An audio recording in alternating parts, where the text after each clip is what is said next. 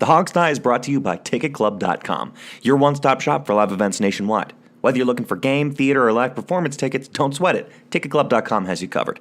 So make sure you're going there for all your live entertainment needs, and make sure you're clicking over to them from the banner at the top of thehogsdie.com.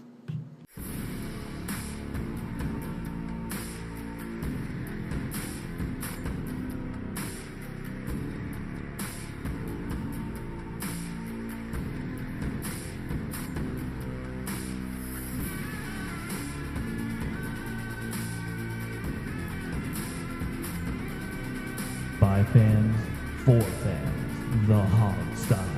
And now, here's your host, Sean Conti. Hey everybody, welcome back to another great episode of the Hog Style. Sean is not with us. We have moved to the weekend schedule, and since he's on the West Coast-ish area, he's probably asleep still.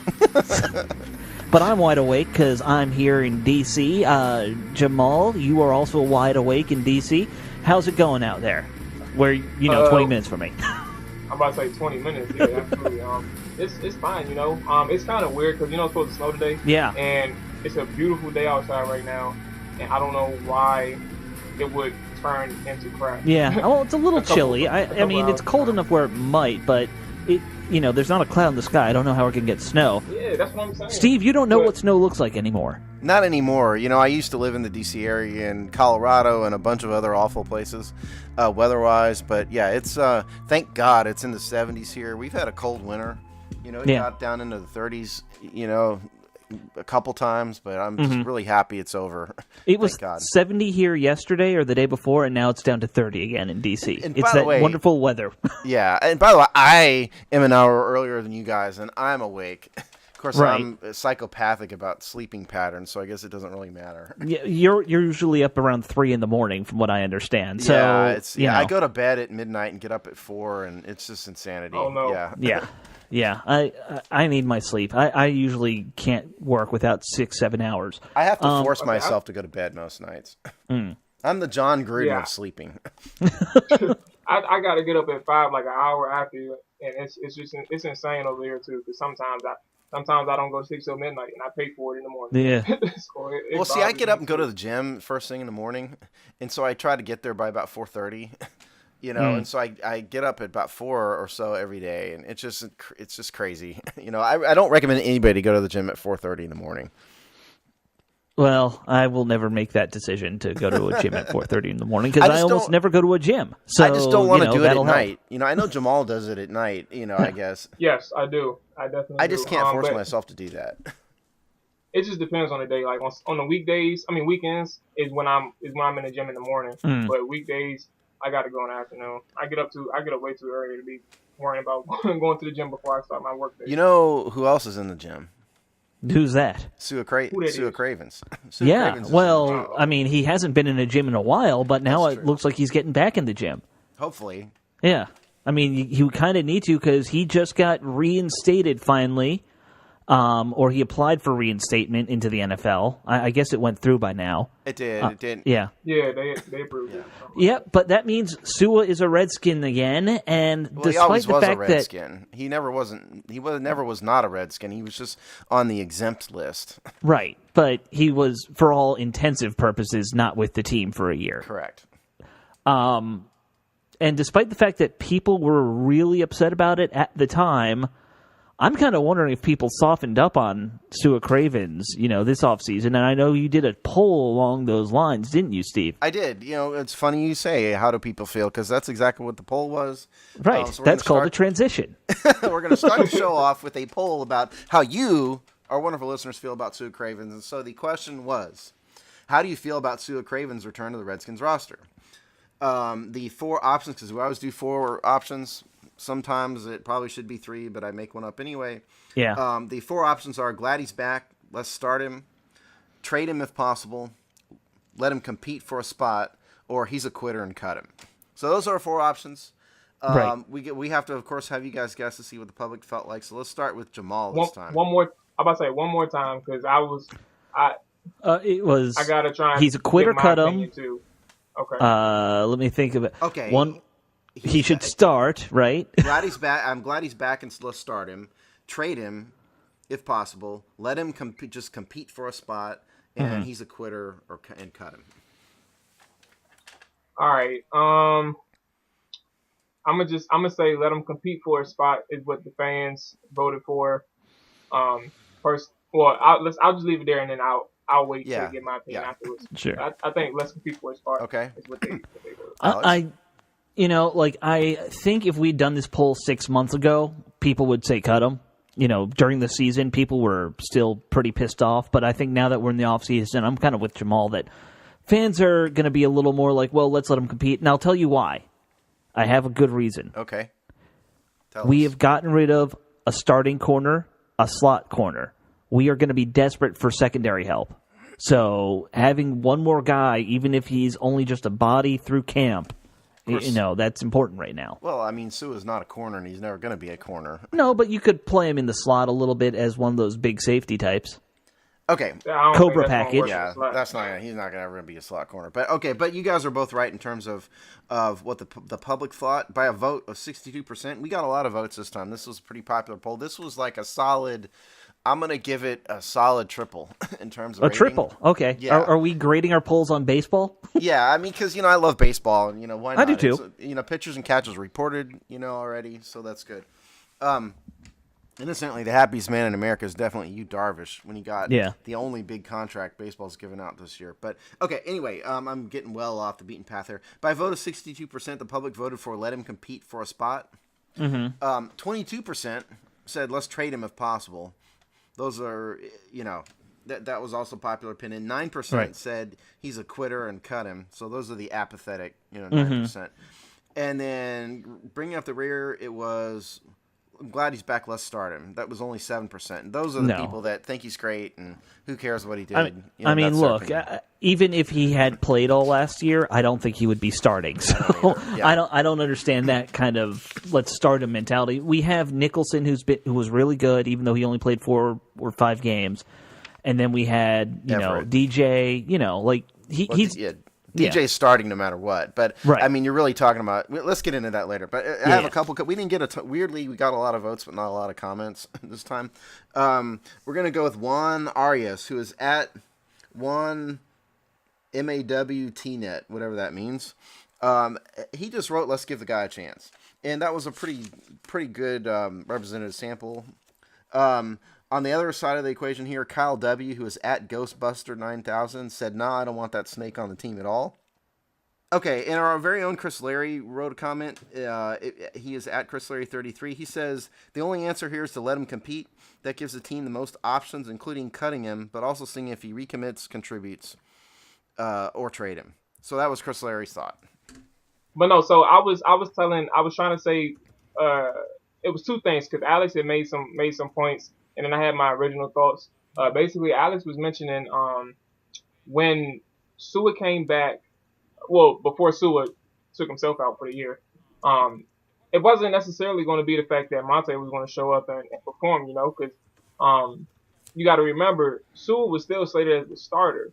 So even if Monte was performing the way he was in preseason during the time that Sua was hurt, Sua still had that starting role. So I'm not necessarily sure that Monte would have been starting over Sua if he never quit. However, with that being said, and the way that Monte played when he was on the field last year, definitely he should come in and compete for a spot. However, he's not, the way that Monte played last year, he's not taking over the starting role. He will have a defined role if he can show up and perform at a good level, a capable level that the coaches like, and they want to see in him. But outside of that, definitely Monte has definitely took over the starting role, but Sua definitely has the opportunity to make plays and contribute to this defense. Having 3 good safeties is a plus. It's never a minus, because you can fit them in particular situations. Like Sua can definitely be a dime linebacker, a person in coverage, where Zach Brown, if he resigns, which I'm betting he will, he won't even have to see the field on third down, and that's a positive.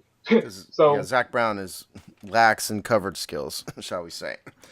I did want to read one more comment because I thought that was just funny. This has no insight whatsoever, but it was funny. This is at Nick, who is at Nick J. Merrill. He writes, I sent Sua a Snapchat. I sent Sua a Snapchat while I was drunk last week, and he responded, "It was cool." I don't remember what he said, but I'm going to assume it went something like HTTR Super Bowl 19. So I was wondering if that could perhaps be Alex. Quite frankly. Me? No, I'm not. That would not be me. I don't Snapchat. Okay, but I just thought that was funny. He had, Nick had no insight whatsoever, basically, on that. But that's funny. So No. I would drunkenly send things to players from time to time on Twitter, but I've never Snapchatted. So Okay, well there you go. Anyway, so Sua, I mean, first of all, I would have definitely thought the public would have voted for the middle option, let him compete. I think that's how most people feel. I guess you want to just get right into our thoughts on Sua Cravens. Okay, first of all, my opening question on this Sua thing is he reinstated on the Redskins active roster now, or is it delayed until the start of the league year? And the reason I ask is that the rosters don't expand to 90 until the league year starts in March. Right. And so if Sua is on the roster now, do the Redskins need to make a roster move to bring this guy back? And I've tried to look into it, and I have not gotten an answer yet, unfortunately. I was hoping I could have an answer by Showtime, but I don't. Sorry, but that question has been rolling around in my head all week. I mean, it's a good question, and I haven't looked at the roster how it is right now, but I'm wondering, I mean, didn't we have to put somebody on IR last minute? And, we got guys on futures contracts. Well, futures contracts don't count. Do you understand what futures contracts are? Futures for next year, yeah. Yeah. I mean, it means we reserve their rights, and the contract doesn't start, so technically they don't count against the roster. And yeah, I mean, maybe there was an open spot at the end of the year, but anyway, that question's rolling around in my head. But in terms of Sua, if you had asked me this months ago, I would have said, "Screw him, let's cut him. Who cares?" Right. You've been very public in your criticism of him. But let me just tell you, I heard some scuttlebutt, some off the record scuttlebutt from somebody who knows. Over the past couple days, and what I have been told, and again, this is nothing conclusive, and don't report this on ESPN, but what I have heard is that this Sua thing, there's a lot more to it than what we realize, and that there may have been a misdiagnosis involved, which is why the questions regarding his concussive symptoms are a little bit controversial, and that also explains why he was never put on IR. And so what I'm told is the truth of the matter is that Sua's quote abandonment of the team wasn't quite as black and white as the public might have been led to believe. Which frankly sounds to me like the Redskins may have, to a certain extent, hung him out to dry a bit, because that's definitely the perception. Washington misdiagnosing something medically and then blaming the player? I'm really shocked to hear that from my experience over the last 15 years. And make no mistake, I mean, Sua flaked out. I mean, he left for a whole year, and he's done it before, and so he's not blameless. But what I'm trying to tell you is, from what I have heard, this is much more of a two-way street than perhaps we were led to believe. So, yeah. So anyway, that having been said, I think it's going to be a tough road for him, because I know some players have come out publicly and said that they support him. And, Junior Gillette tweeted out, he's a beast. I'm looking forward to seeing him, this and that. On the other end of the spectrum, D'Angelo Hall said the opposite on, I think, 980, and said it's going to be tough for him. How can you trust him? So I think, regardless of the circumstances, if they let him back, he's got, without a doubt, a lot to prove to his teammates. I understand kind of where you're coming from, but I mean, it's interesting that those quotes come from two guys who probably won't be here, it's looking like. Gillette, maybe. I don't know about Gillette. Yeah, Hall definitely not. Hall is, D'Angelo needs to realize it's time for him to hang it up and become a coach or whatever he wanted to do. D'Angelo may be in the Redskins front office next year as well. He might be. I wouldn't be against that. But I don't know about you, Jamal, but I always say, I'm looking at the active players more, and I think that Norman and DJ Swearinger, who are kind of the captains of the secondary, they've been pretty pro-Sua, haven't they? Well, I think Mason. Well, I'll put it this way, because I don't like to. For me personally, I'm not saying anybody else. I'm not singling anybody else out. But I don't necessarily like to listen to certain things like this, like through the media, if that makes sense. Like, because Mason Foster said some things, and he was honest. He was both. He gave his opinion about some people in the locker room, while he also said that he's for Sua coming back to the locker room, knowing that he's going to have to prove himself to some people. So with that being said, they may accept him, like, in terms of coming back to the locker room. However, that doesn't mean that they were cool with what he did, or even if he explained himself, if Sua explained himself to his teammates, that don't mean they're necessarily cool with what he did or anything like that. Because you put so much work in the off season and training camp, and then something happens, like when week 1 is right around the corner, and you just leave. Right. You can't just. I don't care what anybody says, even if they say publicly that they're fine with him coming back. That doesn't mean that they were cool with it and that they've forgiven him for it. You know, that's a lot. Because you got to think, you spend so much time with these people. In any sense. Like, it doesn't even have to, for us to relate, it doesn't even have to be football. Like, somebody that you spend so much time with, whatever project, a relationship, anything like that, and then they just dip out of nowhere, and you don't know why they did it. Like, you're gonna have an issue with that. So, they can say whatever they want through the media. I'm not really paying attention to it. We'll see how it plays out throughout the all season and through the training camp. Yeah, I mean, my fundamental problem from the beginning was that he left the day after final cuts. Yeah. You know, that was always what I hated about it, because it cost somebody a job. You know, I mean, they cut somebody in order to keep Sua Cravens on the roster, and then he just left, you know, literally the next day. And that was always my problem with it. And, you know, if it was me, I don't think I would forgive something like that, you know, because they were counting on him. But like I said, if the scuttlebutt I heard, and this is from a source I trust, you know, is right, and there really is another kind of deeper backstory to this, it's possible that the players don't quite feel like I do about it, if they understand the whole circumstances of what happened. It may be easier for him to accept back than if he just skipped out without warning, you know. Yeah, and I think we've all kind of started to hear the scuttlebutt that you're talking about. But, you know, I right now, at least, I don't think anyone sees any harm in him coming back and competing. You know, you just don't give him anything. That I think that's where everyone's probably at when they say let him compete. You know, he might not make the 53, but I like to talk about him as a player. You know, what are we going to see from Sua? I was really confused as to why the plan was for him to start it at the inside linebacker. Yeah, it made no sense. If the long-term plan was always for him to be a safety, why on earth did you play him at linebacker? I mean, I know the excuse was we want him to get him to understand the entire defense. Right. I think that's just dumb. No, it was Joe Barry idiocy is what it was, and Yeah, you know, thankfully we've moved on from Joe Barry's idiocy. You know, I mean, my problem with Sua always is he seems like a bit of a tweener physically, you know, because he doesn't really have the size of an inside linebacker, but he doesn't have the speed that I would want out of a safety. You know, I think he's pretty limited to being an in-the-box safety just because of that lack of speed, but he is a playmaker. You know, the one thing we saw from Sua in his rookie year, I thought, was that he just has a knack for the ball and a knack for making plays. He's the classic Scott McLuhan football player. Yeah. You know, quote unquote football player. But I think he has a ceiling just because he's just kind of in an odd place physically. That's where I've always seen him. You know, that doesn't mean he won't be a quality starting strong safety someday, but I don't know if he's destined for the Hall of Fame or anything, you know, for that reason.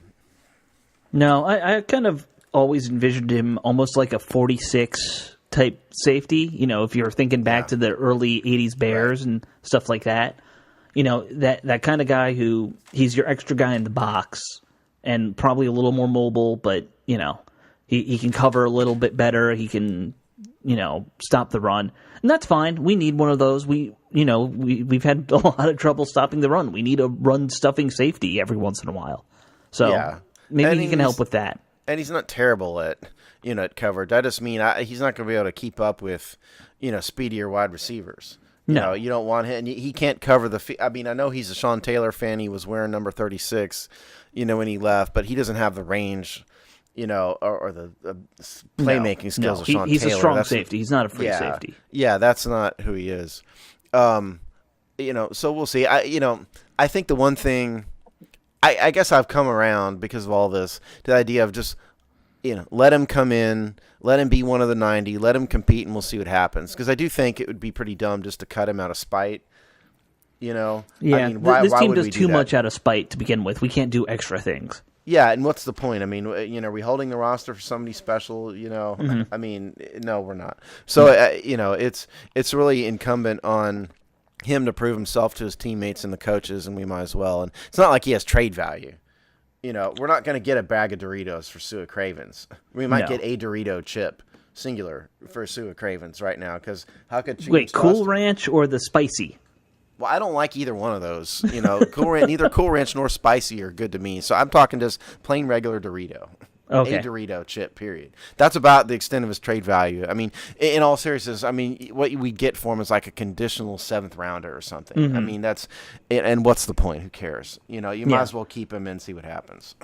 Well, we'll see where it goes. Does anyone else have any other thoughts? Jamal, do you have any more thoughts about Sua?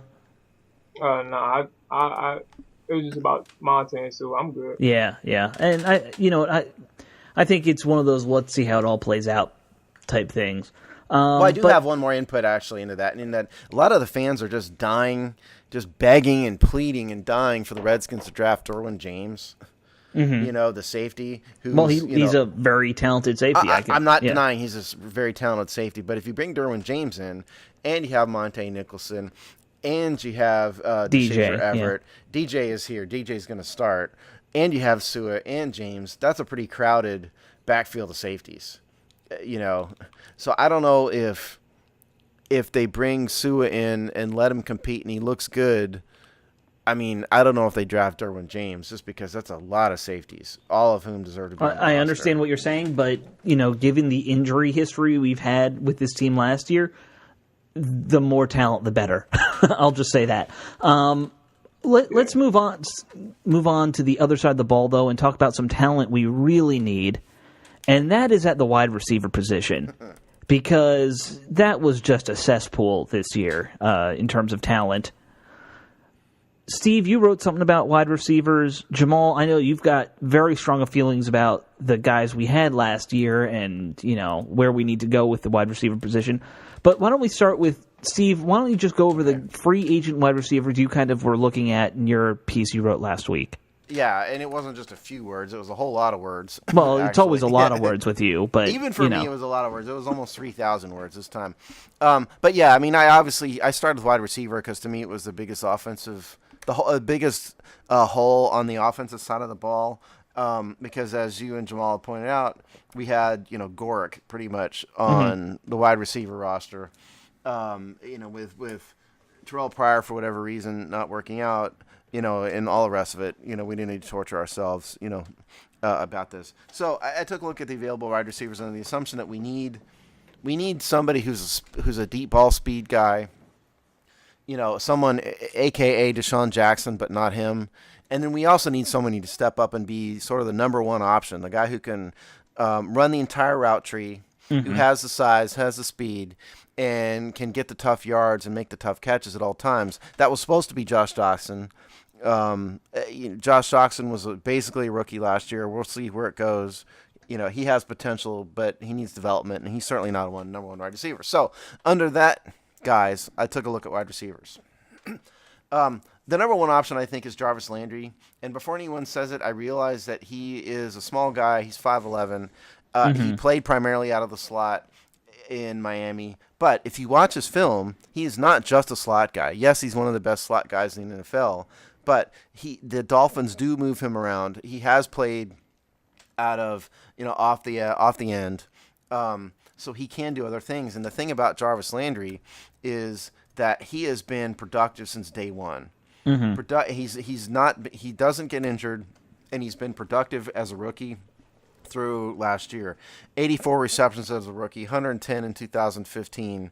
He had 112 in 2017.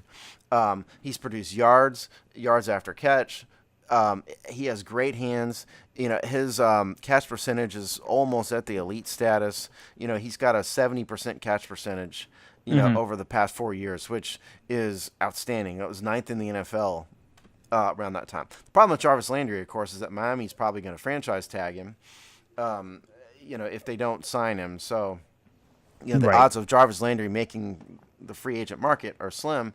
But if he's there, I think you have to go after him, even though we have Jamison Crowder, because he's just that good. My number 2 guy is Allen Robinson. Allen Robinson with the Jacksonville Jaguars, 6'3", 220 pounds, classic big guy.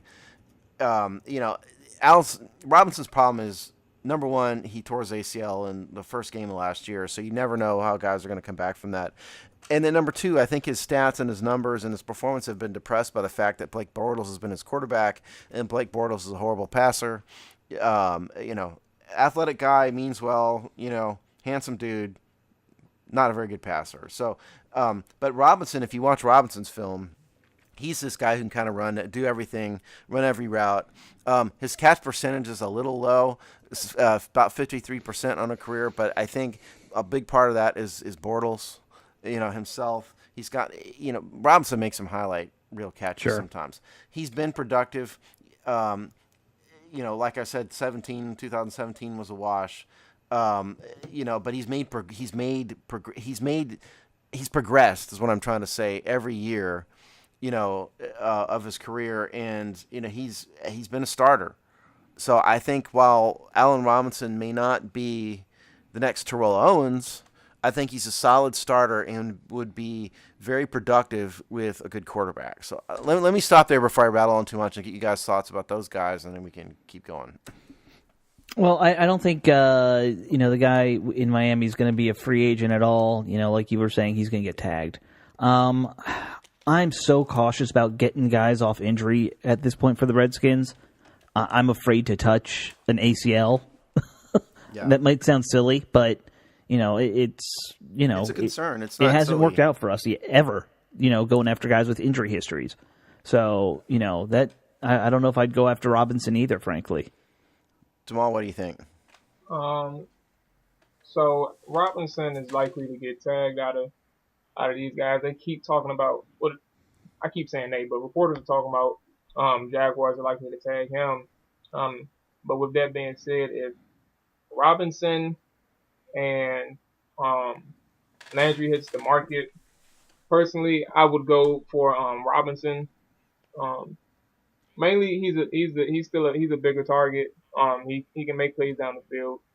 Has incredible hands too. I feel like he's a talent at the position. Same thing with Landry. It's no knock on him. However, the issue with him is he can make plays for you, but he has to get the ball in open space to make those plays. And with that being said, I would rather take the person who can make the intermediate to deep targets. He can make those plays downfield. So I'm cool with Allen Robinson, even if he is coming off the ACL. You'd be surprised the type of players who can come back and bounce back and be just fine.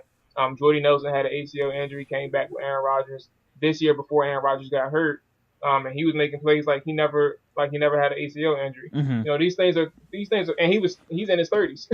So Allen Robinson is, I think, 26-ish around that. Yeah, it's his first. Yeah, he's finishing up his rookie contract. So yeah. Yeah, so he'll be just fine. There's no issues with him coming back. I would take him on a 1 or 2 year deal, something like that. Yeah, now the issue, if he hits the market. Yeah, I mean, because this is the thing. And if let's assume Landry hits the market, what you're looking at for a contract for him is big time.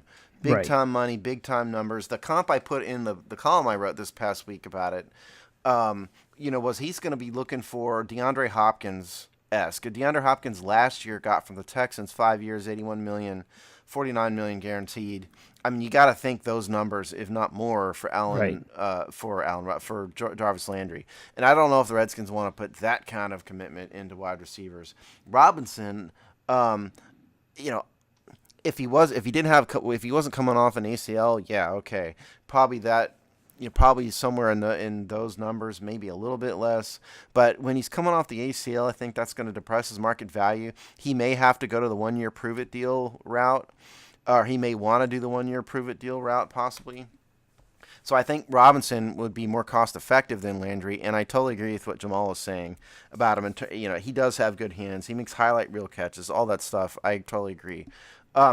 So my next two options I went with here, Marquise Lee and Sammy Watkins. Now I ranked Lee ahead of Watkins. Marquise Lee being the other guy at Jacksonville, out of USC. My bias here is that I tend to follow the Pac-10 more so than I do the SEC, and so I've been tracking Lee for years and years, so I admit that bias. But Marquise Lee is a guy who had a lot of hype. He hasn't quite lived up to that hype, but he's been productive, and he's another guy who's progressed. He went from 37 receptions and 69 targets in 2014 with a bad quarterback. Okay, for the next two guys, I went with Marquise Lee and Sammy Watkins. I went with Marquise Lee over Watkins for a couple reasons, and I think he's been more productive. He's been healthier. Marquise is a guy who came out of USC with a lot of promise, a lot of expectations, and hasn't quite lived up to that. But what he has done is develop. He's gotten better. He worked his way up from the bottom of the depth chart to become a solid starter in Jacksonville. His stats have suffered from a lack of quarterback play, as has Robinson's, because of the Bortles effect. So I like Marquise a lot. I think he would be a much more productive guy in a better offense with a better quarterback. He's 6 foot, 192 pounds. He's faster than Robinson is. He runs about a 4.5. So I think if you put Marquise Lee on this team, he would be a very productive wide receiver. And I think you're looking at, maybe a 3-year deal in the $5 to $8 million range for him. So I went with Lee over Watkins. Thoughts on Lee? Well, I don't know if I have any, big thoughts on Lee. I obviously, I like that he's been healthy and developed, like you said. But, I just don't see with him and, frankly, with any of these other options. I don't know if I see a feature, number one player in any of this, Well, I get it. And I agree. I don't see a number one in him and Marquise Lee specifically. The thing is, truth be told, if you can get a full, and I hate playing the if he's healthy type thing, but this is just the truth with anybody. A guy like Marquise Lee can definitely upgrade your receiver core if he's not expected to be the number one. So if he's coming in here, he's signing number 2 or number 3 receiver money type deal.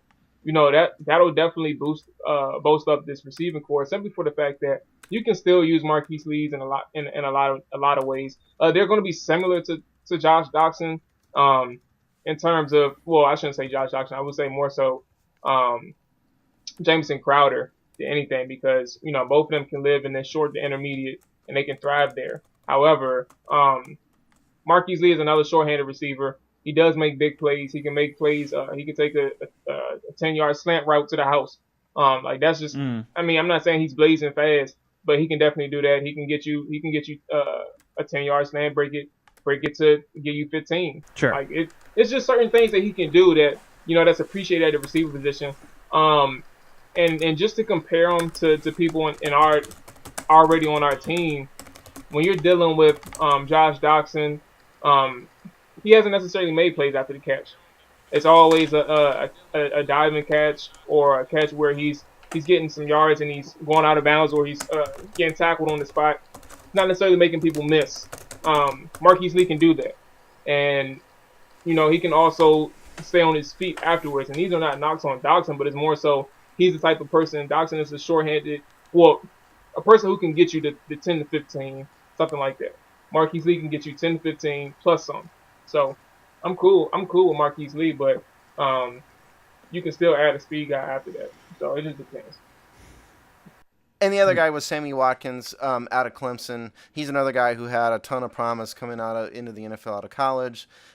He, by and large, has not lived up to it. He's had a ton of injuries. He hasn't been productive. Somebody's going to pick up Watkins for a decent contract just because he has so many athletic gifts. I'm not particularly sold on him, which is why I ranked Lee over Watkins, but he's another guy who's out there. It's a pretty bleak wide receiver market. Those 4 guys are the top guys. A lot of people like Taylor Gabriel out of Atlanta because of his speed, so that's another name out there. But that is, in brief, the free agent market. Yeah, I mean, no one to fall in love with, it sounds like. And I think, Jamal, you and I would agree, you're not going to find the star that you're looking for. What I think you need to do is just at least try and replace the production you're losing to begin with. And that is to say, you're definitely not going to bring back Pryor, who was about 500 yards of receiving on the year, if not a little less. No, he had 200. He was under 300. Under 300. So if you can find somebody who's going to at least get you to the 500 range with him, then bring back Grant and the guys you have, then you're at least looking around 2,000 receiving yards again from the wide receiver position. Not ideal. You want it to be much higher than that, but you at least need to replace that. That's surrendering. That's surrendering. That's like, France in World War II as opposed to the United States. But you don't have any clear option to get a 1,000-yard receiver right now. We just went over that. I think Allen Robinson and Marquise Lee both can get you that. I think they both can get you that. I don't think you just bring back Grant and call it a day.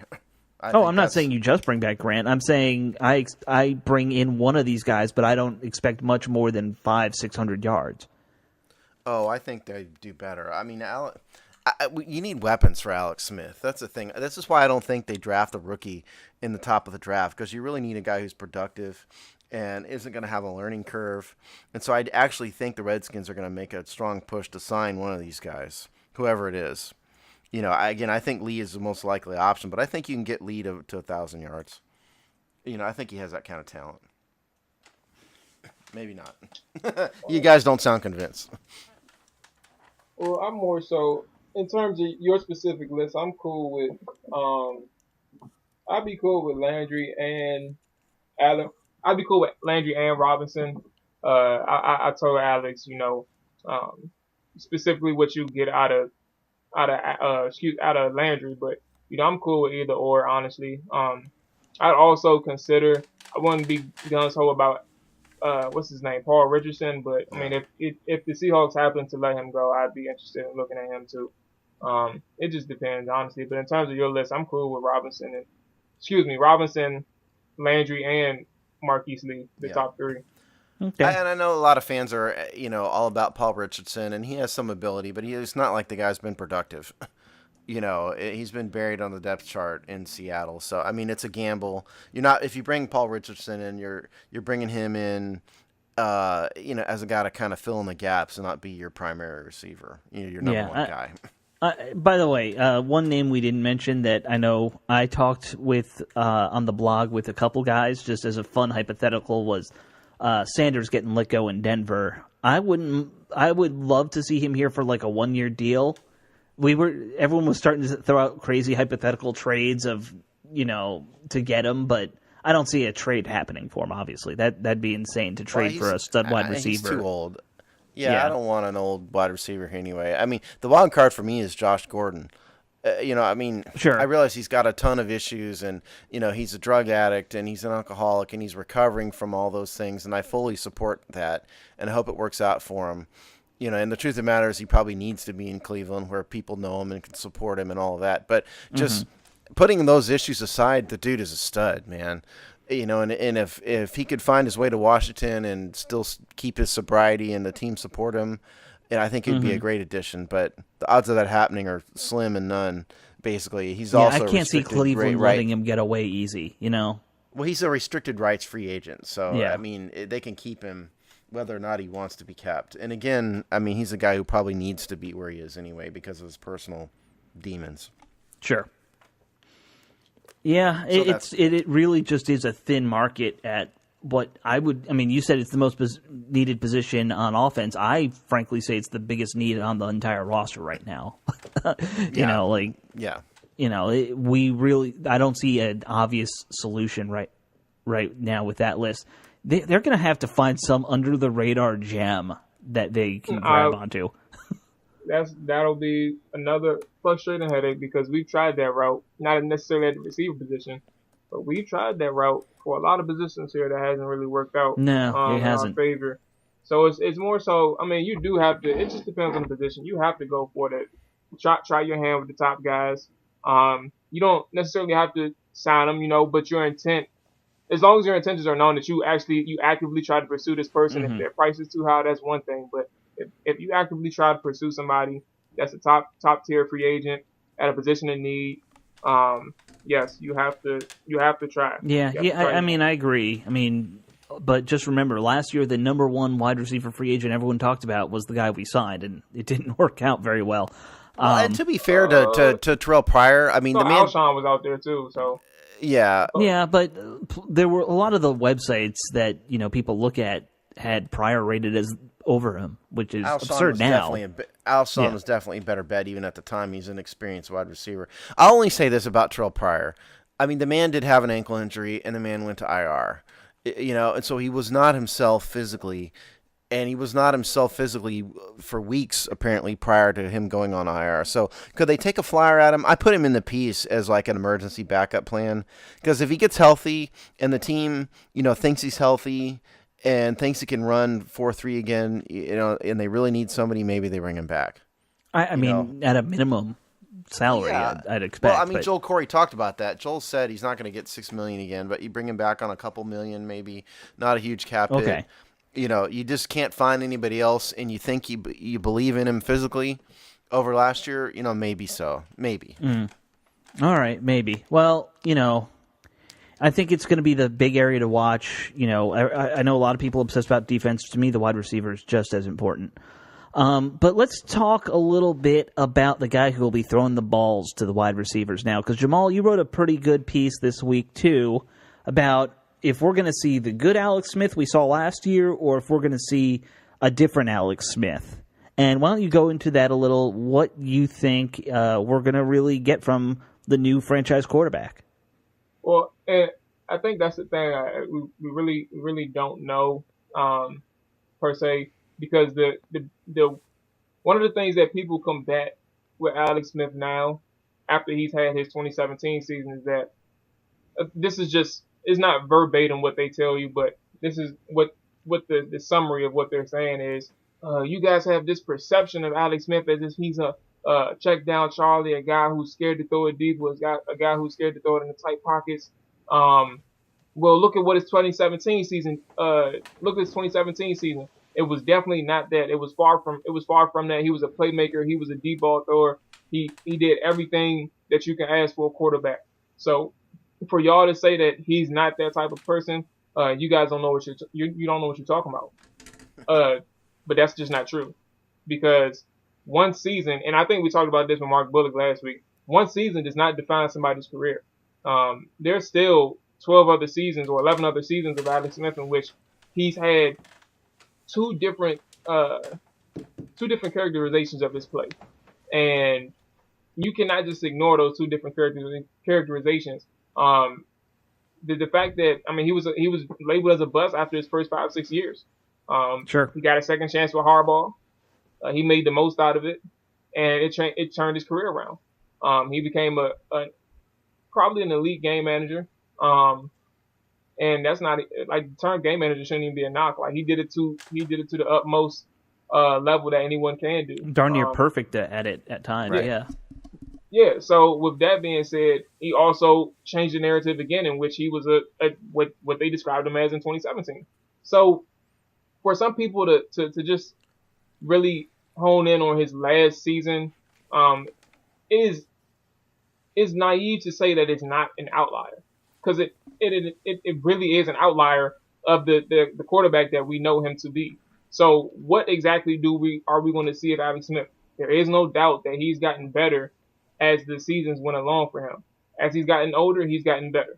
So, I mean, it's not a foul question to ask, because nobody really knows. But for you to just say, for anyone out there, not you. Yeah, of course. We know what you meant. Yeah, but for anyone out there to say that the guy is his 2017 season, that's foolish. That's completely foolish, because you cannot disregard the 11 seasons prior. knowing that he had a certain limitation on him as a quarterback. Isn't it possible though, Jamal, that A, the guy's gotten a lot better. But B, I think Andy Reid really helped this kid. He's like 33. He's not a kid. Andy Reid really helped this guy a lot. I think the scheme that Andy Reid runs is better suits his talent. I think Smith is sort of a classic West Coast offense quarterback, but specifically in 2013, he had some weapons. He had some weapons that he hadn't had before.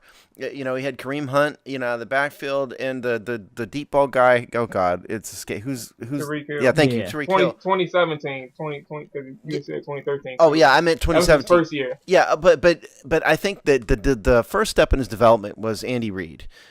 Being around Andy Reid and Andy Reid's West Coast offense really helped him grow. But I think where you saw the progression in 2017 was due to the fact that he had an elite running game behind him with Kareem Hunt, who can also catch balls. And then you had Tariq Hill. A lot of those balls, were deep balls, were bombs to Tariq Hill.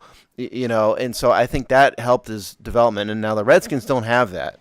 They don't have that at all. No. So that's just why I think they really need to find him a wide receiver weapon. They probably need to find him too. And Chris Thompson, in some ways, is a poor man's Kareem Hunt, maybe. At least in terms of the passing game, yeah. Yeah, that's what I mean in terms of the passing game. So I think Alex Smith is a guy who will benefit from having weapons around him. Because in the piece I wrote 2 weeks ago about him, I think one of the things you see is that he doesn't tend to throw, and I can have numbers to back this up, but he doesn't tend to throw into a lot of tight windows. He's going to let them develop, and then he's probably going to check down if it's not there. And so if you have a guy like Tariq Hill who's always open, it really helps him a lot. So I think Alex Smith is a quarterback who will be helped by Jay Gruden's scheme, which isn't that different from Andy Reid, and it will be helped if they can find him a deep ball guy and a guy, an Allen Robinson type, who will be more open. So I think those two things can help us get to the 2017 version of Smith versus what Jamal points out, which is at least 6 or 7 years at a minimum of check down Charlie. Alex. Well, and I think they're both interesting points, and to delve in on them a little bit more, the point about him needing weapons. If you go back and look at his terrible years with San Francisco, he really didn't have much to work with. It was Vernon Davis in his prime, and that was about it in terms of receiving weapons. They had some so-so guys. Remember Brandon Lloyd? We got him from them at around the same time. And I wish he did because he was a hell of a yeah, and he proved that he didn't work out. Us. Yeah, he did. You're right. He went 3 good years after he left us. Finally, he made the Pro Bowl after us. Yeah. He had a couple 1,000-yard seasons. Didn't ever have it in San Francisco. Didn't have it with us. Oh no, he had it in San Fran. I'm sorry. That's what I was hoping for when he got here, but. I'm sorry. That's just one of my guys. I wish it worked out. So okay, that's fine. Yeah. It's Jamal's regret. Yeah, it really is. It really is. I hate the fact that Joe Gibbs that one of the things why couldn't it just work here? They needed to play this man. Right. They really did. I think Joe Gibbs saw him as Ricky Sanders reborn.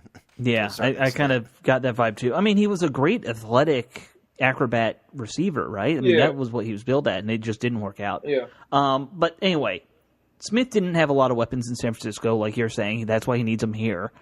The other thing that I'm kind of wondering about with this whole situation, the knock I saw on Twitter and on other people who are not thrilled about this Alex Smith to DC thing, is they're like, oh, well, he was great in Andy Reid's system, but Jay Gruden's system's different. I'm like, how's it different? They're both West Coast-oriented guys. They come from the exact same coaching tree, which is that Mike Holmgren West Coast tree. I don't see how they're all that different in general. They run very quarterback-friendly offenses even. So I don't necessarily agree with the notion that some people are putting out there that he won't work in Jay's system like he worked in Andy Reid's system. I think that's just insanity born from people who are mad that Kirk Cousins is leaving, because that's just dumb. Yeah. I think that's just flat out dumb. I mean, if he gets too conservative, Jay will get frustrated like he got frustrated with Cousins. Mm-hmm. But I think Alex is actually the perfect guy for a quick release, quick read, quick release, quick throw offense like Jay Gruden's. I think he's perfect for that. Because that's what Andy Reid loves. Yeah, right. You know, the Andy Reid system has always been a lot of quick stuff and then the occasional deep bomb. I mean, to me, to answer Jamal's question that he posed in his article, which I liked it a lot, by the way, I think if you get if we get weapons, that's how we get to version 3 of Alex Smith. If we give him his weapons, you know, Ryan Grant, Capri Bibbs, and, you know, somebody else, yeah, we're going to see a wholly different Alex Smith than we saw in 2017. That's 3,000 yards a season type Alex Smith. Yeah. Not 4,000. Right. Yeah. Well, I mean, I think, you know, that's it. The reason we wanted to talk about Smith and the wide receivers both together today is because, let's be honest, there's so much riding on those two positions now going into the next season and getting a lot of new casts and hoping that they all blend together right this time. Because we haven't had we thought we had a franchise quarterback, but obviously the team didn't. And franchise quarterbacks are what matters in this league, you know, and we saw that when we saw that news story by the NFL about the most popular selling jerseys that came out. And I got to ask something, Alex. Were you drunk when you wrote this column? I'm drunk when I write lots of things. I will not confirm nor deny if I was drunk while I wrote the column. I definitely had a drink because it was after work and it was a bad day at work. But yeah.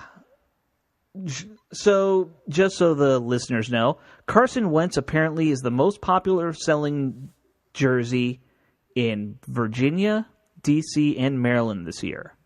It's not Ryan Kerrigan. It's not Trent Williams. It's not any burgundy jersey. And that really irked me when I wrote my column, and it just irks me in general. I can understand you don't want to buy a Kirk Cousins jersey. He was on a one-year deal. You know, you don't want to make the commitment to something that you might not want to wear next year. But the fact that Carson Wentz... first off, can you guys help me figure out what is going on in this town that people are now buying Wentz jerseys? And by the way, Maryland, you know, you also have a second team. Technically, that's the first team. In the Ravens. You know, and they're not even buying Ravens jerseys. Yeah. That's true.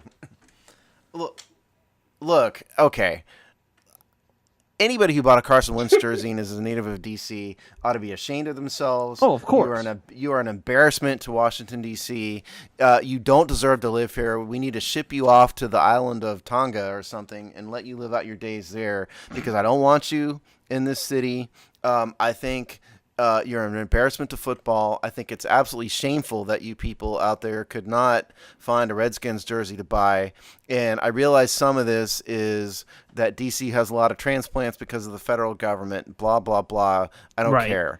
Most of them come from the Midwest. I'll tell you that right now. I know most of these buy transplants. A Bears jersey. Yeah. I could even hack it if it was like, you know, I don't know, a golf jersey, you know, because there's still St. Louis Rams fans, you know, and now L.A. Rams. Right. You know, anybody but the Eagles. The Eagles? Yeah. It is disgusting. It's pathetic, you know, and I fully support Alex's rant.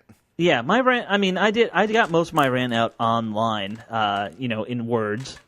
As opposed to me who just got it out just now. Yeah, but it really just kind of dumbfounds me that this happens. You know, I understand the transplant thing, like you said, but there aren't that many Eagles fans around here. Most of the Eagles fans who work in the city, they live in like Maryland and Delaware. People travel from all the way up there. I know it. You hit it in where your piece. It's just bandwagoners, and I think that's just sad. Yeah, there's nothing worse than a bandwagon fan. Yeah. You know, especially one who's bandwagoning to a team that's not even in their town. You know, I can understand. I mean, if you guys want to buy something, buy a Hogseye T-shirt, okay? Don't buy a Philadelphia Eagles jersey. Buy a Hogseye shirt if you're going to buy something. I've got all sorts of weird shirts up on the Hogseye now that people can buy. You know, like those are fun. You know, you can. Maybe we need some like I'm depressed type shirts about the Redskins, and you know, those will what you need to do is design one that has a guy in a Redskins shirt on it carrying a bottle of, Jack Daniels or something, who's drowning his sorrows. That's what the T-shirt we probably need. I could actually make that shirt up pretty quick. That would be a pretty fun shirt. But look, I mean, we've prattled on about this too much. But please, out there, buy Redskins jerseys. Maybe Alex Smith, would be a good one. Jonathan Allen's coming back. Solid player, DC local guy. area native. Yeah, local guy. Buy a Jonathan Allen shirt or buy an buy a Alex TJ Smith. Swearinger shirt. He's fun. Like, you follow him on Twitter, the dude's insane. I love it. I would. Yeah, he's great. And Anybody then but Carson he's got a Wentz. fun last name. It works. Hopefully Alex Smith has a good year and everyone starts buying Smith jerseys because he'll have a long-term deal. But I did wonder about that a lot when I was writing, Steve. Do you think the fact that Kirk was on a one-year deal had any impact on people not buying jerseys? I think it's less a one-year deal and more that he's become a lightning rod. Sure. There are so many people who hate him, out there right now. I mean, we don't need, I don't want to go into it. We have the Team Kirk and the anti-Team Kirk guys. Right. And he's just a lightning rod. And so he's not somebody that rallied the city in any way. He's someone that divided the city, partly through his own making and partly through the Redskins front office own making. We don't need to, I don't want to rehash that nightmare. But he was polarizing. Yeah, Sure. And so Okay. he's not going to sell a lot of jerseys because he's so polarizing. But you know what? People need to get Jay Gruden jerseys. Go make a custom Gruden jersey because everyone loves Jay Gruden. So, yeah. If you don't love Jay Gruden at this point, you're a moron. You've always loved Jay Gruden. Alex has man love for Jay Gruden. I've never hidden that. Even when he had the bad year, his first year, I said, "Watch, he'll work. It'll work."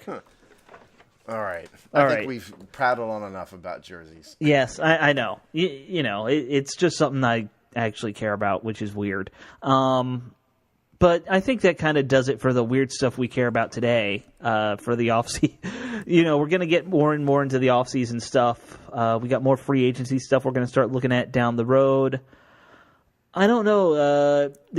Steve, do you know anything offhand that's coming up when it comes to the NFL schedule, or we're just kind of quiet for the next few weeks, right? Quiet for the next few weeks. The next thing coming up is the Combine, in the NFL Combine in the next couple weeks. And then after that, in early March, it's going to be the legal tampering period, and then the league year starts March 14th. So we're definitely in the dead zone right now. Yeah, hence our I do love focus the on Combine, though. free The agency. Combine's always fun. Yeah, the Combine's fun, but this is hence our focus on free agency for the next couple weeks. Cool. Jamal, I hope you have yourself a good 3-day weekend coming up. Hey, it's a 4-day weekend for me, man. I was off yesterday. So 4.5 now that I think about it. I only got 3 hours of work on Tuesday.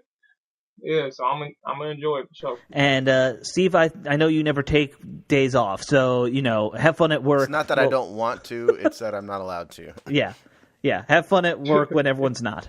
Little vacation. I'll be at work bright and early, 8 a.m. Monday morning. All right. Well, have fun. Checking the blog while you're at work all day. Probably so. Probably And that- it'd be one of those days. Yeah, and I think that should do it for us this week. I want to thank all our listeners for listening. Sorry about the technical difficulties. You'll probably notice it in the show even after I edit it. But other than that, just keep following us on Twitter, on Facebook, keep blogging, and keep insulting people, and, keep fighting with Eagles fans on Twitter and social media, because that's what makes you a good fan. And other than that, take care of yourselves.